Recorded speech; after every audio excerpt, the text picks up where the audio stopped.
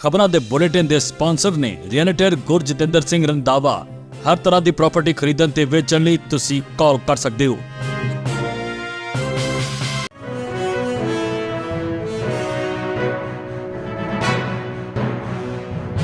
ਸਤਿ ਸ਼੍ਰੀ ਅਕਾਲ ਜੀ, ਤੁਸੀਂ ਦੇਖ ਰਹੇ ਹੋ ਪੰਜਾਬ ਮਿਲ USA ਟੀਵੀ ਤੇ ਮੈਂ ਸੁਰਭੀ। ਖਬਰਾਂ ਦੇ ਇਸ ਬੁਲੇਟਿਨ 'ਚ ਬਹੁਤ-ਬਹੁਤ ਸਵਾਗਤ।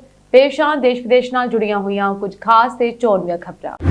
ਟਰੰਪ ਪ੍ਰਸ਼ਾਸਨ ਦਾ ਵੱਡਾ ਕਦਮ, ਲੁਈਸਿਆਨਾ ਬਣਿਆ ਪ੍ਰਵਾਸੀਆਂ ਲਈ ਦੇਸ਼ ਦਾ ਸਭ ਤੋਂ ਵੱਡਾ ਡਿਟੈਂਸ਼ਨ ਹੱਬ। ਅਮਰੀਕਾ ਤੋਂ ਡਿਪੋਰਟ ਹੋਵੇਗਾ ਇੱਕ ਹੋਰ ਪੰਜਾਬੀ ਡਰਾਈਵਰ। ਰਾਸ਼ਟਰਪਤੀ ਟਰੰਪ ਵੱਲੋਂ 2 ਕਾਰਜਕਾਰੀ ਹੁਕਮਾਂ ਤੇ ਦਸਤਖਤ। ਕੀਮਤਾਂ ਅਸਮਾਨੀ ਚੜ੍ਹਨ ਦੇ ਬਾਵਜੂਦ ਕੰਪਨੀਆਂ ਨਵੀਂ ਡ੍ਰਿਲਿੰਗ ਤੋਂ ਪਿੱਛੇ ਹਟੀਆਂ। ईरान जंग ने पैदा किया इतिहास का सब तो बड़ा तेल संकट, माहरा ने दी चेतावनी। इटली की नागरिकता ते संकट, अदालती फैसले तो बाद लखां लोकां दी उम्मीदां नूं लग सकदा है वड्डा झटका। हुण इन्हां खबरां दा विस्तार, इस दे नाल ही देश ते विदेश नाल जुड़ियां होईयां तमाम खबरां।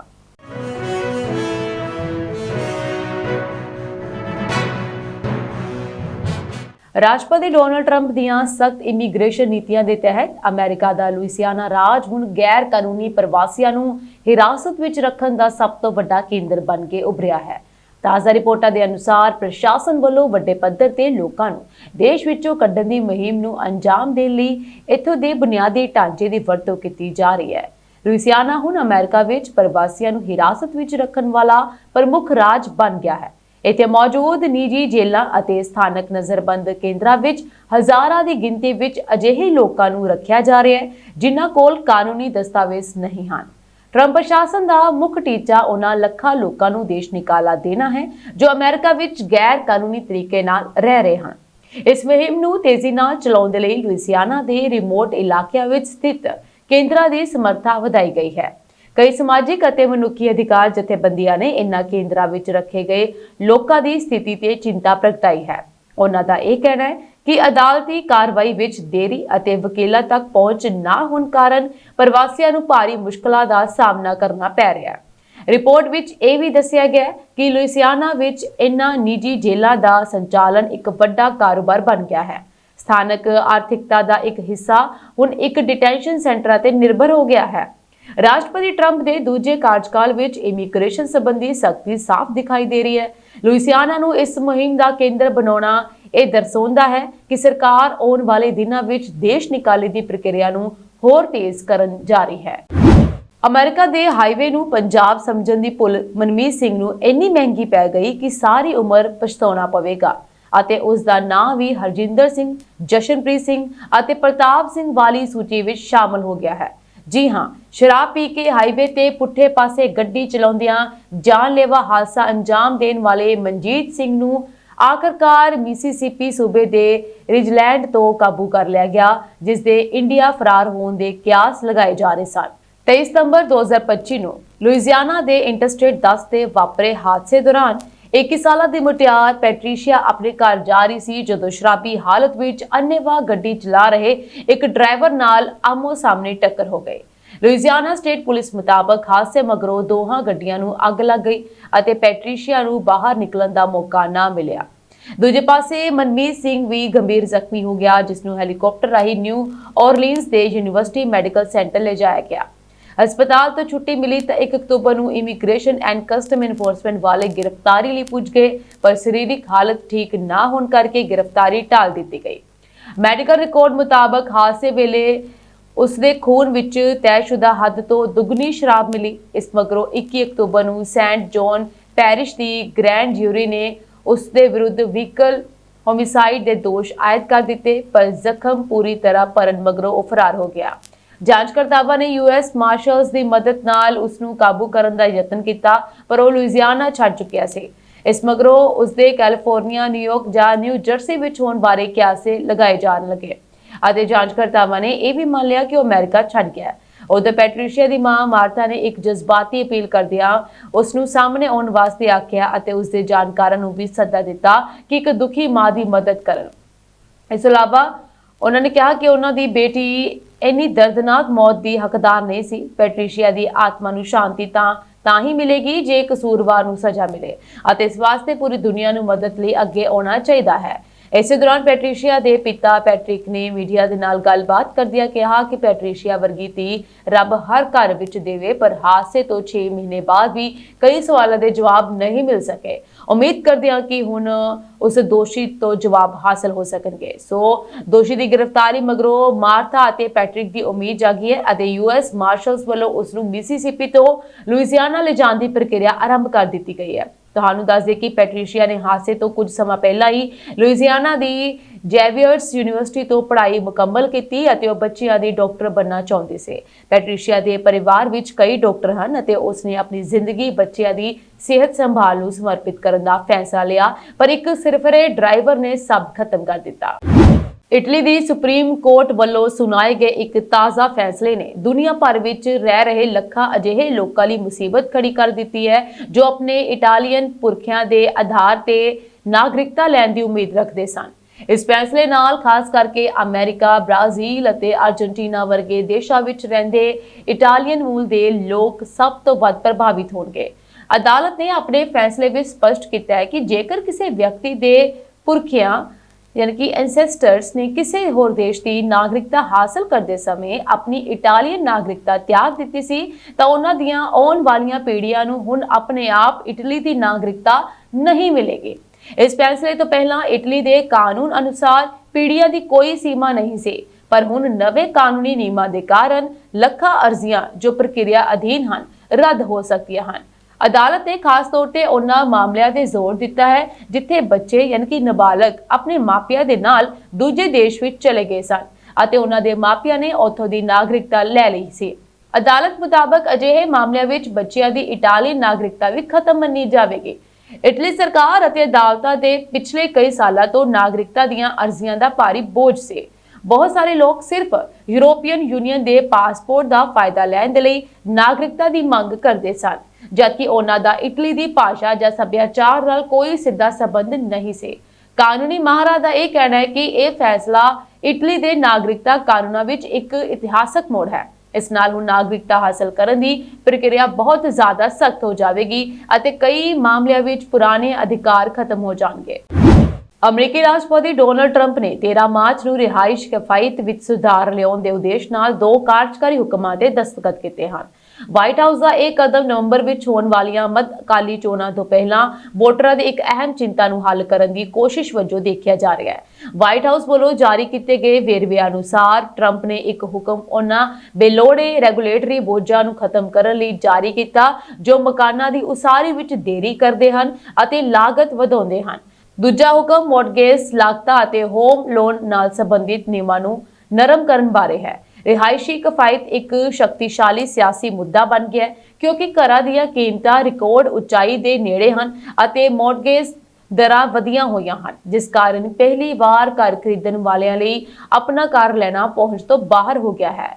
ट्रंप ਦੀ ਰਿਪਬਲਿਕਨ ਪਾਰਟੀ ਚੋਣਾਂ ਤੋਂ ਪਹਿਲਾਂ ਆਪਣੇ ਆਰਥਿਕ ਏਜੰਡੇ ਦੇ ਹਿੱਸੇ ਵਜੋਂ ਇਸ ਮੁੱਦੇ ਨੂੰ ਉਭਾਰ ਰਹੀ ਹੈ। ਇੱਕ ਹੁਕਮ ਸੰਘੀ ਏਜੰਸੀਆਂ ਨੂੰ ਉਹਨਾਂ ਨਿਯਮਾਂ ਦੀ ਪਛਾਣ ਕਰਨ ਅਤੇ ਉਹਨਾਂ ਨੂੰ ਖਤਮ ਕਰਨ ਦੀ ਨਿਰਦੇਸ਼ ਦਿੰਦਾ ਹੈ ਜੋ ਉਸਾਰੀ ਵਿੱਚ ਦੇਰੀ ਕਰਦੇ ਹਨ। ਇਸ ਵਿੱਚ ਵਾਤਾਵਰਣ ਸੰਬੰਧੀ ਲੋੜਾਂ ਅਤੇ ਪਰਮਿਟ ਪ੍ਰਕਿਰਿਆ ਦੀ ਸਮੀਖਿਆ ਸ਼ਾਮਲ ਹੈ ਤਾਂ ਜੋ ਨਵੇਂ ਮਕਾਨਾਂ ਦੀ ਸਪਲਾਈ ਤੇਜ਼ੀ ਨਾਲ ਵਧਾਈ ਜਾ ਸਕੇ। ਦੂਜਾ ਹੁਕਮ ਮੌਰਗੇਜ ਲੈਂਡਿੰਗ ਤੇ ਕੇਂਦਰਿਤ ਹੈ, ਯਾਨੀ ਕਿ ਕਰਜ਼ਾ ਦੇਣ ਤੇ। ਇਹ ਰੈਗੂਲੇਟਰਾਂ ਨੂੰ ਉਹਨਾਂ ਨਿਯਮਾਂ ਦੀ ਜਾਂਚ ਕਰਨ ਦਾ ਨਿਰਦੇਸ਼ ਦਿੰਦਾ ਹੈ ਜੋ ਛੋਟੇ ਰਿਣਦਾਤਿਆਂ ਨੂੰ ਕਰਜ਼ਾ ਯਾਨੀ ਕਿ ਲੈਂਡਰਸ ਨੂੰ ਕਰਜ਼ਾ ਦੇਣ ਤੋਂ ਰੋਕਦੇ ਹਨ। ਵਾਈਟ ਹਾਊਸ ਦਾ ਇਹ ਕਹਿਣਾ ਹੈ ਕਿ ਇਸ ਦਾ ਮਕਸਦ ਕਰਜ਼ੇ ਦੀ ਲਾਗਤ ਨੂੰ ਘਟਾਉਣਾ ਅਤੇ ਯੋਗ ਅਮਰੀਕੀਆਂ ਲਈ ਘਰ ਖਰੀਦਣਾ ਆਸਾਨ ਬਣਾਉਣਾ ਹੈ। ਇਹ ਹੁਕਮ ਸੱਤਾ ਵਿੱਚ ਵਾਪਸੀ ਤੋਂ ਬਾਅਦ ਰਿਹਾਇਸ਼ੀ ਲਾਗਤਾਂ ਨੂੰ ਘਟਾਉਣ ਲਈ ਟਰੰਪ ਵੱਲੋਂ ਚੁੱਕੇ ਗਏ ਹੋਰ ਕਦਮਾਂ ਦੀ ਹੀ ਇੱਕ ਕੜੀ ਹੈ। ਇਸ ਤੋਂ ਪਹਿਲਾਂ ਪ੍ਰਸ਼ਾਸਨ ਨੇ ਸਰਕਾਰੀ ਮੌਰਗੇਜ ਫਰਮਾਂ ਤੇ ਵੀ ਦਬਾਅ ਪਾਇਆ ਸੀ ਤਾਂ ਜੋ ਵਿਆਜ ਦਰਾਂ ਘਟਾਈਆਂ ਜਾ ਸਕਣ। ਵਿਸ਼ਵ ਪੱਧਰ ਤੇ ਤੇਲ ਕੀਮਤਾਂ ਵਿੱਚ ਹੋ ਰਹੇ ਭਾਰੀ ਵਾਧੇ ਦੇ ਬਾਵਜੂਦ ਕੈਲੀਫੋਰਨੀਆ ਵਿੱਚ ਤੇਲ ਕੰਪਨੀਆਂ ਨਵੇਂ ਖੂਹ ਪੁੱਟਣ ਯਾਨੀ ਕਿ ਡ੍ਰਿਲਿੰਗ ਲਈ ਉਤਸ਼ਾਹਿਤ ਨਹੀਂ ਦਿਖਾਈ ਦੇ ਰਹੀਆਂ। ਮਾਹਰਾਂ ਦੇ ਅਨੁਸਾਰ ਕੀਮਤਾਂ ਵਧਣ ਦੇ ਬਾਵਜੂਦ ਕਈ ਅਜਿਹੇ ਗੁੰਝਲਦਾਰ ਕਾਰਨ ਹਨ ਜਿਨ੍ਹਾਂ ਕਰਕੇ ਕੰਪਨੀਆਂ ਨਵਾਂ ਨਿਵੇਸ਼ ਕਰਨ ਤੋਂ ਪਿੱਛੇ ਹਟ ਰਹੀਆਂ ਹਨ। ਕੈਲੀਫੋਰਨੀਆ ਆਪਣੇ ਸਖਤ ਵਾਤਾਵਰਣ ਨਿਯਮਾਂ ਲਈ ਜਾਣਿਆ ਜਾਂਦਾ ਹੈ। ਰਾਜ ਸਰਕਾਰ ਲਗਾਤਾਰ ਜੈਵਿਕ ਬਾਲਣ ਤੋਂ ਦੂਰ ਹੋ ਕੇ ਹਰੀ ਊਰਜਾ ਵੱਲ ਵਧਣ ਦੀ ਕੋਸ਼ਿਸ਼ ਕਰ ਰਹੀ ਹੈ। ਨਵੇਂ ਡ੍ਰਿਲਿੰਗ ਪਰਮਿਟ ਹਾਸਲ ਕਰਨਾ ਹੁਣ ਪਹਿਲਾਂ ਨਾਲੋਂ ਕਿਤੇ ਜ਼ਿਆਦਾ ਮੁਸ਼ਕਿਲ ਹੈ ਅਤੇ ਮਹਿੰਗਾ ਹੋ ਗਿਆ ਹੈ। ਤੇਲ ਕੰਪਨੀਆਂ ਨੂੰ ਅਕਸਰ ਸਥਾਨਕ ਵਾਤਾਵਰਣ ਪ੍ਰੇਮੀਆਂ ਅਤੇ ਕਾਨੂੰਨੀ ਮੁਕੱਦਮਿਆਂ ਦਾ ਸਾਹਮਣਾ ਕਰਨਾ ਪੈਂਦਾ ਹੈ। ਨਵੇਂ ਪ੍ਰੋਜੈਕਟ ਸ਼ੁਰੂ ਕਰਨ ਵੇਲੇ ਲੰਬੀਆਂ ਅਦਾਲਤੀ ਕਾਰਵਾਈਆਂ ਦੇ ਡਰ ਕਾਰਨ ਕੰਪਨੀਆਂ ਵੱਡਾ ਨਿਵੇਸ਼ ਕਰਨ ਤੋਂ ਡਰ ਰਹੀਆਂ ਹਨ। ਭਾਵੇਂ ਮੌਜੂਦਾ ਸਮੇਂ ਵਿੱਚ ਤੇਲ ਦੀਆਂ ਕੀਮਤਾਂ ਬਹੁਤ ਜ਼ਿਆਦਾ ਹਨ, ਪਰ ਕੰਪਨੀਆਂ ਨੂੰ ਡਰ ਹੈ ਕਿ ਇਹ ਵਾਧਾ ਆਰਜ਼ੀ ਹੋ ਸਕਦਾ ਹੈ। ਨਵੀਂ ਡ੍ਰਿਲਿੰਗ ਲਈ ਅਰਬਾਂ ਡਾਲਰ ਦਾ ਨਿਵੇਸ਼ ਦੀ ਲੋੜ ਹੁੰਦੀ ਹੈ ਅਤੇ ਜੇਕਰ ਆਉਣ ਵਾਲੇ ਸਮੇਂ ਵਿੱਚ ਮੰਗ ਘਟਦੀ ਹੈ ਜਾਂ ਕੀਮਤਾਂ ਡਿੱਗਦੀਆਂ ਹਨ ਤਾਂ ਇਹ ਘਾਟੇ ਦਾ ਸੌਦਾ ਸਾਬਤ ਹੋ ਸਕਦਾ ਹੈ। ਅੱਜਕੱਲ੍ਹ ਨਿਵੇਸ਼ਕ ਕੰਪਨੀਆਂ ਤੇ ਇਸ ਗੱਲ ਦਾ ਦਬਾਅ ਪਾ ਰਹੇ ਹਨ ਕਿ ਉਹ ਨਵੇਂ ਤੇਲ ਖੂਹਾਂ ਤੇ ਪੈਸਾ ਖਰਚਣ ਦੀ ਬਜਾਏ यानी कि नवे खूह पट्टन की बजाय अपना मुनाफा साझा करन या कर्जे उतारन। नाल ही दुनिया भर विच क्लीन एनर्जी वाल वधदे रुझान कारण तेल खेतर विच लंबे समय का निवेश जोखम भरिया मन्निया जा रहा है। कैलिफोर्निया विच तेल का भंडार होने के बावजूद राजनीतिक माहौल और वातावरण संबंधी सख्ती ने उत्पादन वधाउण दे रस्ते विच कंध खड़ी कर दी है। इसका सीधा मतलब यह है कि तेल दी कीमतां वधण दे बावजूद सप्लाई विच तुरंत वाधा होने की उम्मीद बहुत घट है। ईरान में चल रही जंग ने विश्व पद्धर ते तेल की सप्लाई ਨੂੰ बुरी तरह प्रभावित किया है। ऊर्जा खेतर की निगरानी करने वाली संस्था की ताज़ा रिपोर्ट के अनुसार यानी कि एनर्जी वाचडॉग के अनुसार इस संघर्ष कारण इतिहास की सब तो बड़ी तेल सप्लाई रुकावट पैदा हो गई है। रिपोर्ट विच कहा गया कि ईरान के तेल खेतरां ਅਤੇ सप्लाई लाइनां ਨੂੰ होए नुकसान ने पूरी दुनिया विच कच्चे तेल की किल्लत पैदा कर दी है। ਇਹ ਰੁਕਾਵਟ ਪਿਛਲੇ ਦਹਾਕਿਆਂ ਦੇ ਕਿਸੇ ਵੀ ਹੋਰ ਸੰਕਟ ਨਾਲੋਂ ਵੱਡੀ ਹੈ। ਮਾਹਰਾਂ ਦਾ ਇਹ ਕਹਿਣਾ ਹੈ ਕਿ ਜੇਕਰ ਇਹ ਜੰਗ ਤੁਰੰਤ ਖਤਮ ਵੀ ਹੋ ਜਾਂਦੀ ਹੈ ਤਾਂ ਵੀ ਤੇਲ ਦੀ ਸਪਲਾਈ ਜਲਦੀ ਆਮ ਵਾਂਗ ਹੋਣ ਦੀ ਸੰਭਾਵਨਾ ਬਹੁਤ ਘੱਟ ਹੈ। ਤੇਲ ਕੱਢਣ ਵਾਲੇ ਬੁਨਿਆਦੀ ਢਾਂਚੇ ਨੂੰ ਇੰਨਾ ਜ਼ਿਆਦਾ ਨੁਕਸਾਨ ਪਹੁੰਚਿਆ ਹੈ ਕਿ ਇਸ ਦੀ ਮੁਰੰਮਤ ਵਿੱਚ ਮਹੀਨਿਆਂ ਜਾਂ ਸਾਲਾਂ ਦਾ ਸਮਾਂ ਲੱਗ ਸਕਦਾ ਹੈ। ਇਸ ਸਪਲਾਈ ਸੰਕਟ ਕਾਰਨ ਆਉਣ ਵਾਲੇ ਦਿਨਾਂ ਵਿੱਚ ਅੰਤਰਰਾਸ਼ਟਰੀ ਬਾਜ਼ਾਰ ਵਿੱਚ ਤੇਲ ਦੀਆਂ ਕੀਮਤਾਂ ਵਿੱਚ ਭਾਰੀ ਉਛਾਲ ਆ ਸਕਦਾ ਹੈ, ਜਿਸ ਦਾ ਸਿੱਧਾ ਅਸਰ ਆਮ ਲੋਕਾਂ ਦੀ ਜੇਬ ਤੇ ਪਵੇਗਾ। एनर्जी वाचडॉग ने चेतावनी दी है कि तेल की इस कमी नाल विश्व की आर्थिक गति रुक सकती है। कई देशों में महंगाई बढ़ने का खतरा पैदा हो गया है। सप्लाई चेन टुटन कारण ना सिर्फ पेट्रोल डीजल सगों होर जरूरी वस्तुओं दी कीमतां भी आसमान नूं छू सकदियां हन। फिलहाल सारी दुनिया दी नज़रां इस गल ते टिकियां होईयां हन कि विश्व शक्तियां इस संघर्ष नूं रोकण अते तेल की सप्लाई नूं बहाल करन लई कोई ठोस कदम चुकदियां हन जां नहीं। शनिवार ਨੂੰ अमेरिका इजराइल ईरान जंग का 15वां दिन रहा। अमरीकी राष्ट्रपति डोनाल्ड ट्रंप ने कहा कि होर्मुज स्ट्रेट ਨੂੰ खुला ਅਤੇ सुरक्षित रखने ਲਈ कई देश जंगी जहाज भेजਣ ਵਿੱਚ अमेरिका ਨਾਲ शामिल होणगे। ਉਹਨਾਂ ਨੇ चीन जापान दक्षिणी कोरिया ਅਤੇ ब्रिटेन ਨੂੰ ਵੀ ਇਸ ਕਾਰਵਾਈ ਵਿੱਚ शामिल ਹੋਣ ਦੀ अपील ਕੀਤੀ ਹੈ। ट्रंप ने कहा कि होर्मुज जल मार्ग ਤੋਂ ਲੰਘਣ ਵਾਲੇ ਦੇਸ਼ਾਂ ਨੂੰ ਇਸ ਸਮੁੰਦਰੀ ਰਸਤੇ ਨੂੰ ਸੁਰੱਖਿਅਤ ਕਰਨ ਵਿੱਚ ਸਹਿਯੋਗ ਕਰਨਾ ਚਾਹੀਦਾ ਹੈ ਅਤੇ ਪ੍ਰਭਾਵਿਤ ਦੇਸ਼ਾਂ ਨੂੰ ਆਪਣੇ ਜਹਾਜ਼ ਇਸ ਖੇਤਰ ਵਿੱਚ ਭੇਜਣੇ ਚਾਹੀਦੇ ਹਨ। ਉਹਨਾਂ ਨੇ ਵੀ ਦਾਅਵਾ ਕੀਤਾ ਕਿ ਹਾਲ ਹੀ ਦੇ ਹਮਲਿਆਂ ਤੋਂ ਬਾਅਦ ਈਰਾਨ ਦੀਆਂ ਫੌਜੀ ਸਮਰੱਥਾਵਾਂ ਲਗਭਗ ਤਬਾਹ ਹੋ ਗਈਆਂ ਹਨ। ਹਾਲਾਂਕਿ ਇਹ ਅਜੇ ਵੀ ਡਰੋਨ ਸਮੁੰਦਰੀ ਖਾਨਾ ਅਤੇ ਛੋਟੀ ਦੂਰੀ ਦੀਆਂ ਮਿਜ਼ਾਈਲਾਂ ਨਾਲ ਖਤਰਾ ਪੈਦਾ ਕਰ ਸਕਦਾ ਹੈ। ਹੋਰਮੁਜ਼ ਜਲ ਮਾਰਗ ਵਿਸ਼ਵ ਊਰਜਾ ਸਪਲਾਈ ਲਈ ਇੱਕ ਮਹੱਤਵਪੂਰਨ ਸਮੁੰਦਰੀ ਰਸਤਾ ਹੈ ਜੋ ਦੁਨੀਆ ਦੇ ਲਗਭਗ 20% ਕੱਚੇ ਤੇਲ ਨੂੰ ਲੈ ਕੇ ਜਾਂਦਾ ਹੈ। अमरीकी राष्ट्रपति डोनाल्ड ट्रंप की हमायती कारकुन लोरा लूमर ने पाकिस्तान बारे एक वाद विवाद वाला बयान दिता। उन्होंने कहा पाकिस्तान दुनिया का सब तो बड़ा इस्लामिक आतंकवाद फैलाने वाला देश है। अमेरिका नूं पाकिस्तान तो दूर रहना चाहिए है, नाल ही अपने संबंधां च सावधानी बरतनी चाहिए है। लूमर ने यह बयान एक प्रोग्राम च दिता। सीधे तौर पर पाकिस्तानी प्रधानमंत्री शहबाज शरीफ की सरकार का हवाला देंदे हुए उन्होंने यह कहा कि पाकिस्तान ते लंबे समय तो जिहादी विचारधारा फैलाउण का दोष लाया जाता रहा। अजिही स्थिति च अमेरिका नूं पाकिस्तान की मौजूदा सरकार नाल नेड़ले संबंध विकसित करन तो पहला चौकसी नाल अगे वधना चाहिए है। ਜ਼ਿਕਰਯੋਗ ਹੈ कि लूमर पहला भी अपने मुस्लिम विरोधी ते वाद विवाद वाले बयानां लई खबरां 'ਚ रह रही है। उन्होंने पहला भारत बारे भी विवाद खड़ा किया सी। उन्होंने भारतीय प्रवासियों ਨੂੰ ਤੀਜੀ दुनिया के हमलावर कहा सी ते बॉलीवुड का मजाक भी उड़ाया सी। बगदाद विच अमरीकी दूतावास ने एक ताज़ा सुरक्षा चेतावनी जारी की है जिस विच अमरीकी नागरिकों को तुरंत इराक छड्डण की अपील की गई है। यह एडवाइजरी बगदाद विच स्थित अमरीकी दूतावास कॉम्पलैक्स से रात के समय हुए मिसाइल हमले तो बाद जारी की गई सी। अपनी सुरक्षा चेतावनी विच अमरीकी दूतावास ने कहा कि इराक विच रह रहे अमरीकी नागरिकों को गंभीर सुरक्षा खतरियां देखते हुए उत्थे रहन दे अपने फैसले ते मुड़ विचार करना चाहिए है। ਰਿਪੋਰਟਾਂ ਅਨੁਸਾਰ ਬਗਦਾਦ ਵਿੱਚ ਅਮਰੀਕੀ ਦੂਤਾਵਾਸ ਕੰਪਲੈਕਸ ਦੇ ਅੰਦਰ ਸਥਿਤ ਇੱਕ ਹੈਲੀਪੈਡ ਤੇ ਇੱਕ ਮਿਜ਼ਾਈਲ ਡਿੱਗੀ। ਹਾਲਾਂਕਿ ਇਸ ਹਮਲੇ ਦੇ ਨਤੀਜੇ ਵਜੋਂ ਜਾਨੀ ਨੁਕਸਾਨ ਦੀ ਕੋਈ ਤੁਰੰਤ ਰਿਪੋਰਟ ਨਹੀਂ ਹੈ, ਪਰ ਅਜੇ ਤੱਕ ਕਿਸੇ ਵੀ ਸੰਗਠਨ ਨੇ ਇਸ ਘਟਨਾ ਦੀ ਜ਼ਿੰਮੇਵਾਰੀ ਨਹੀਂ ਲਈ ਹੈ। ਆਪਣੇ ਨਾਗਰਿਕਾਂ ਨੂੰ ਸਖਤ ਚੇਤਾਵਨੀ ਜਾਰੀ ਕਰਦੇ ਹੋਏ ਅਮਰੀਕੀ ਦੂਤਾਵਾਸ ਨੇ ਉਹਨਾਂ ਨੂੰ ਬਗਦਾਦ ਵਿੱਚ ਅਮਰੀਕੀ ਦੂਤਾਵਾਸ ਅਤੇ ਏਰਬਿਲ ਵਿੱਚ ਅਮਰੀਕੀ ਕੰਸੂਲੇਟ ਜਨਰਲ ਦਾ ਦੌਰਾ ਕਰਨ ਤੋਂ ਸਖਤੀ ਨਾਲ ਬਚਣ ਦੀ ਸਲਾਹ ਦਿੱਤੀ ਹੈ। ਦੂਤਾਵਾਸ ਦੇ ਅਨੁਸਾਰ ਇਰਾਕੀ ਹਵਾਈ ਖੇਤਰ ਦੇ ਅੰਦਰ ਰੌਕੇਟ, ਡਰੋਨ ਅਤੇ ਮੋਰਟਾਰ ਹਮਲਿਆਂ ਦਾ ਲਗਾਤਾਰ ਖਤਰਾ ਬਣਿਆ ਹੋਇਆ ਹੈ। ਸਿੱਟੇ ਵਜੋਂ ਇਨ੍ਹਾਂ ਥਾਵਾਂ ਦੇ ਨੇੜੇ ਜਾਣਾ ਬਹੁਤ ਹੀ ਖਤਰਨਾਕ ਹੋ ਸਕਦਾ ਹੈ। ਦੂਤਾਵਾਸ ਦੀ ਸਲਾਹ ਵਿੱਚ ਕਿਹਾ ਗਿਆ ਹੈ ਕਿ ਈਰਾਨ ਸਮਰਥਿਤ ਮਿਲੀਸ਼ੀਆ ਸਮੂਹਾਂ ਨੇ ਬਗਦਾਦ ਵਿੱਚ ਅੰਤਰਰਾਸ਼ਟਰੀ ਖੇਤਰ ਤੇ ਵਾਰ-ਵਾਰ ਹਮਲੇ ਕੀਤੇ ਹਨ। ਇਸ ਖੇਤਰ ਨੂੰ ਬਗਦਾਦ ਦਾ ਸਭ ਤੋਂ ਸੁਰੱਖਿਅਤ ਜ਼ਿਲ੍ਹਾ ਮੰਨਿਆ ਜਾਂਦਾ ਹੈ ਅਤੇ ਇਸ ਵਿੱਚ ਕਈ ਵਿਦੇਸ਼ੀ ਦੂਤਾਵਾਸ ਹਨ। ਵਰਤਮਾਨ ਵਿੱਚ ਇਸ ਜ਼ੋਨ ਤੱਕ ਪਹੁੰਚ ਆਮ ਲੋਕਾਂ ਲਈ ਵੱਡੇ ਪੱਧਰ ਤੇ ਸੀਮਿਤ ਹੈ। ਸਿਰਫ ਸੀਮਿਤ ਗਿਣਤੀ ਵਿੱਚ ਵਿਅਕਤੀਆਂ ਨੂੰ ਹੀ ਪ੍ਰਵੇਸ਼ ਦੀ ਆਗਿਆ ਹੈ। ਕੈਨੇਡਾ ਦੇ ਸਸਕੈਚੁਅਨ 'ਚ ਰੋਜ਼ੀ ਰੋਟੀ ਕਮਾਉਣ ਗਏ ਮੋਗਾ ਜ਼ਿਲ੍ਹੇ ਦੇ ਇੱਕ ਨੌਜਵਾਨ ਦਾ ਅਣਪਛਾਤੇ ਹਮਲਾਵਰਾਂ ਵੱਲੋਂ ਗੋਲੀਆਂ ਮਾਰ ਕੇ ਕਤਲ ਕਰਨ ਦਾ ਦੁਖਦਾਈ ਮਾਮਲਾ ਸਾਹਮਣੇ ਆਇਆ ਹੈ। ਮ੍ਰਿਤਕ ਦੀ ਪਹਿਚਾਣ ਦਵਿੰਦਰ ਸਿੰਘ ਵਜੋਂ ਹੋਈ ਹੈ, ਜੋ ਮੋਗਾ ਦੇ ਪਿੰਡ ਦੌਲਤਪੁਰ ਨੀਵਾ ਦਾ ਰਹਿਣ ਵਾਲਾ ਸੀ। ਇਸ ਘਟਨਾ ਦੀ ਖਬਰ ਮਿਲਦੇ ਹੀ ਪਿੰਡ ਵਿੱਚ ਸੋਗ ਦੀ ਲਹਿਰ ਦੌੜ ਗਈ ਹੈ ਅਤੇ ਪਰਿਵਾਰ ਤੇ ਦੁੱਖਾਂ ਦਾ ਪਹਾੜ ਟੁੱਟ ਪਿਆ ਹੈ। ਮਿਲੀ ਜਾਣਕਾਰੀ ਦੇ ਅਨੁਸਾਰ ਦਵਿੰਦਰ ਸਿੰਘ ਕੈਨੇਡਾ 'ਚ ਟੈਕਸੀ ਚਲਾਉਣ ਦਾ ਕੰਮ ਕਰਦਾ ਸੀ। ਦੱਸਿਆ ਜਾ ਰਿਹਾ ਹੈ ਕਿ ਘਟਨਾ ਵਾਲੇ ਦਿਨ ਉਹ ਆਪਣੀ ਟੈਕਸੀ ਵਿੱਚ ਡਿਊਟੀ ਕਰ ਰਿਹਾ ਸੀ। ਇਸ ਦੌਰਾਨ ਇੱਕ ਮਹਿਲਾ ਉਸ ਦੀ ਗੱਡੀ ਵਿੱਚ ਆ ਕੇ ਬੈਠ ਗਈ, ਜਿਸ ਬਾਰੇ ਦੱਸਿਆ ਜਾ ਰਿਹਾ ਹੈ ਕਿ ਉਹ ਪਹਿਲਾਂ ਕੁਝ ਵਿਅਕਤੀਆਂ ਵੱਲੋਂ ਅਗਵਾ ਕੀਤੀ ਹੋਈ ਸੀ ਅਤੇ ਉਹ ਉਹਨਾਂ ਦੇ ਚੁੰਗਲ ਤੋਂ ਬਚ ਕੇ ਭੱਜਦੀ ਹੋਈ ਟੈਕਸੀ 'ਚ ਆ ਬੈਠੇ। ਇਸ ਤੋਂ ਕੁਝ ਸਮੇਂ ਬਾਅਦ ਹੀ ਅਗਵਾ ਕਰਨ ਵਾਲੇ ਹਥਿਆਰਬੰਦ ਵਿਅਕਤੀ ਮੌਕੇ ਤੇ ਪਹੁੰਚ ਗਏ। ਉਹਨਾਂ ਨੇ ਟੈਕਸੀ ਤੇ ਤਾਬੜਤੋੜ ਗੋਲੀਆਂ ਚਲਾ ਦਿੱਤੀਆਂ, ਜਿਸ ਕਾਰਨ ਟੈਕਸੀ ਡਰਾਈਵਰ ਦਵਿੰਦਰ ਸਿੰਘ ਦੀ ਮੌਕੇ ਤੇ ਹੀ ਮੌਤ ਹੋ ਗਈ। ਹਮਲਾਵਰਾਂ ਨੇ ਇਸ ਤੋਂ ਬਾਅਦ ਉਸ ਮਹਿਲਾ ਨੂੰ ਦੁਬਾਰਾ ਆਪਣੇ ਨਾਲ ਲੈ ਕੇ ਮੌਕੇ ਤੋਂ ਫਰਾਰ ਹੋ ਗਏ। ਇਸ ਘਟਨਾ ਤੋਂ ਬਾਅਦ ਕੈਨੇਡਾ ਪੁਲਿਸ ਨੇ ਮੌਕੇ ਤੇ ਪਹੁੰਚ ਕੇ ਜਾਂਚ ਸ਼ੁਰੂ ਕਰ ਦਿੱਤੀ ਅਤੇ ਦੋਸ਼ੀਆਂ ਦੀ ਭਾਲ ਲਈ ਕਾਰਵਾਈ ਕੀਤੀ ਜਾ ਰਹੀ ਹੈ। ਉਧਰ ਦਵਿੰਦਰ ਸਿੰਘ ਦੀ ਮੌਤ ਦੀ ਖਬਰ ਮਿਲਦੇ ਹੀ ਉਸਦੇ ਪਿੰਡ ਦੌਲਤਪੁਰਾ ਨੀਵਾ ਵਿੱਚ ਗਹਿਰਾ ਦੁੱਖ ਪਾਇਆ ਜਾ ਰਿਹਾ ਹੈ। ਪਿੰਡ ਵਾਸੀਆਂ ਨੇ ਦੱਸਿਆ ਕਿ ਦਵਿੰਦਰ ਸਿੰਘ ਕਾਫੀ ਸਮੇਂ ਤੋਂ ਵਿਦੇਸ਼ ਵਿੱਚ ਰਹਿ ਕੇ ਆਪਣੇ ਪਰਿਵਾਰ ਦੀ ਪਰਵਰਿਸ਼ ਲਈ ਮਿਹਨਤ ਕਰ ਰਿਹਾ ਸੀ। ਪਰਿਵਾਰਕ ਮੈਂਬਰਾਂ ਅਤੇ ਪਿੰਡ ਵਾਸੀਆਂ ਨੇ ਸਰਕਾਰ ਤੋਂ ਮੰਗ ਕੀਤੀ ਹੈ ਕਿ ਮਾਮਲੇ ਦੀ ਪੂਰੀ ਜਾਂਚ ਕਰਕੇ ਦੋਸ਼ੀਆਂ ਨੂੰ ਕੜੀ ਸਜ਼ਾ ਦਿੱਤੀ ਜਾਵੇ। ਇੱਕ ਪਾਸੇ ਇਜ਼ਰਾਈਲ ਅਮਰੀਕਾ ਨਾਲ ਮਿਲ ਕੇ ਈਰਾਨ ਖਿਲਾਫ ਵੱਡੇ ਪੱਧਰ ਤੇ ਜੰਗ ਲੜ ਰਿਹਾ ਹੈ, ਉੱਥੇ ਇਜ਼ਰਾਈਲ ਲਿਬਨਾਨ ਤੇ ਵੀ ਤਾਬੜਤੋੜ ਹਮਲੇ ਕਰ ਰਿਹਾ ਹੈ। ਇਸ ਕਾਰਨ ਇਹ ਜੰਗ ਵੀ ਦਿਨੋਂ ਦਿਨ ਜਿਹੜੀ ਹੈ ਘਾਤਕ ਰੂਪ ਧਾਰਨ ਕਰਦੀ ਜਾ ਰਹੀ ਹੈ।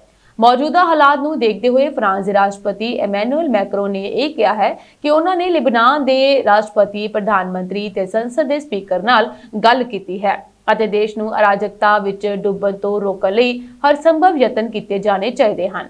ਉਹਨਾਂ ਨੇ ਕਿਹਾ ਕਿ ਹਿਜ਼ਬੁੱਲਾ ਨੂੰ ਤੁਰੰਤ ਆਪਣੀ ਹਮਲਾਵਰਤਾ ਤੇ ਰੋਕ ਲਾਉਣੀ ਚਾਹੀਦੀ ਹੈ, ਜਦਕਿ ਇਜ਼ਰਾਈਲ ਨੂੰ ਵੱਡੇ ਪੱਧਰ ਤੇ ਆਪਣੇ ਹਵਾਈ ਹਮਲਿਆਂ ਨੂੰ ਰੋਕਣਾ ਚਾਹੀਦਾ ਹੈ।